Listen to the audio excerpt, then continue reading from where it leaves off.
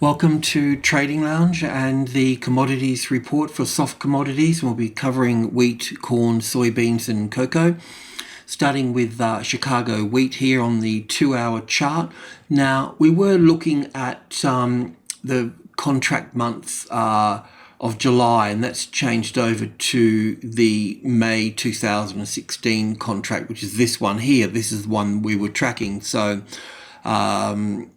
now we're going to look at the continuous contract, but even if you're looking at this one here, then it's still, we've got the top of the third wave in here. We're looking for the fourth wave and the fifth wave up through here into 600, where the next contract here, the continuous contract, we're looking at above 600 here at the moment.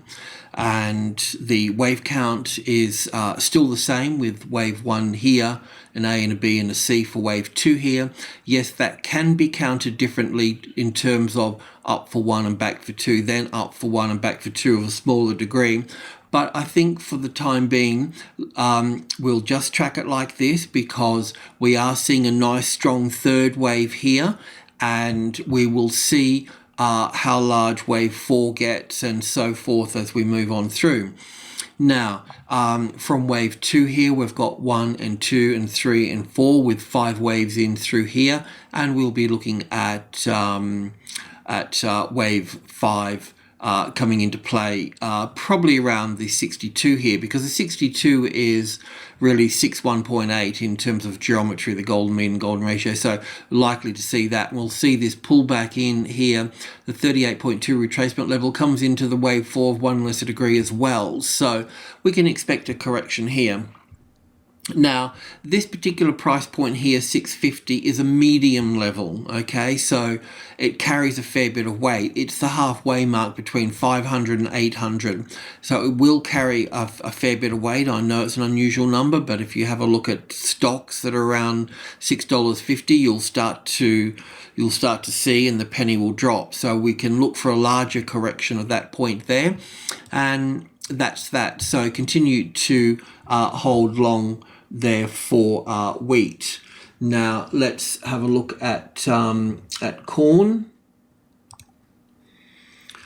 So once again, we're looking at a continuous contract here. No, we've still got the wheat one. Still got the wheat one. Why is that? Now we've got the corn one. Okay, so from this low here, we are looking at, we're ignoring the spike, so we're looking at wave 1 and 2, and then we're looking up here for wave 3.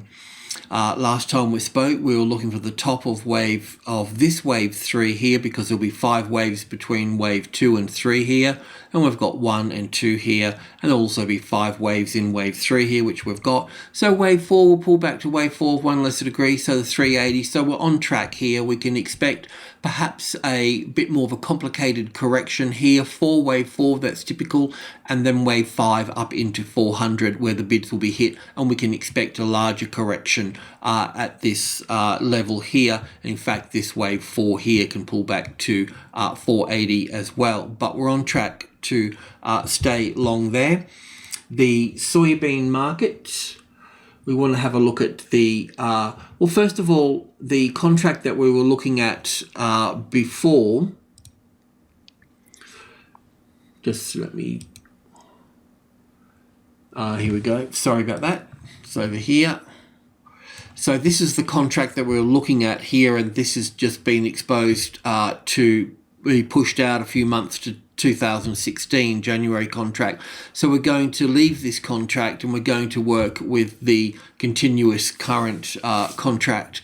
So, but even so, this particular one here, we'll still be looking at, it will be pulled into this 1000 here, but that's not the one that we want. We want this one here now.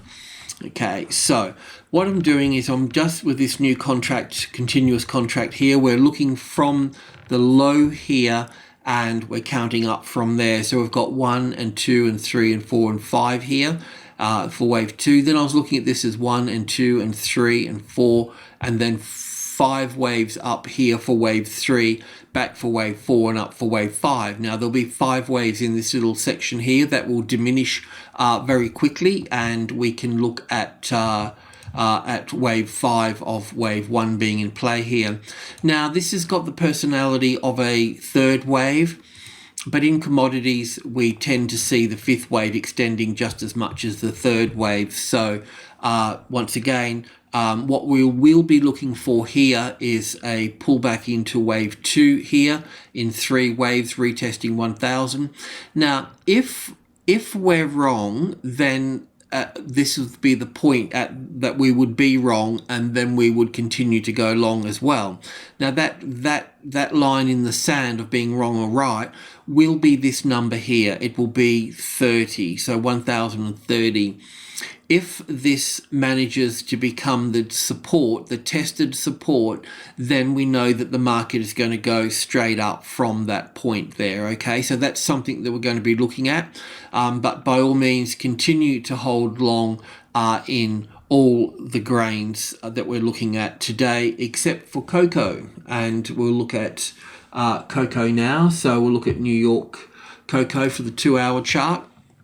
As you know, we had been long in cocoa, and we're looking to exit at 3.3 here because we were expecting this 5-wave sequence to complete, the 1, A, B, and C. A little bit of an expanded flat, not quite, but bit of a dazzly one. So wave 2 all the way up for wave 3, cross for wave 4, and then wave 5 we've got a ending diagonal triangle where we've got wave 1, 2, 3, 4, and 5. So we were looking for a top. We were looking for the market to fail to find support on top of what we call group 1 here, which is 100, basically 1, 2, and 3 above the closest largest number, and in this case here, because if we get support on this number here, then we know that we're going to go higher from that point, because it will separate the order flow from 3,000 being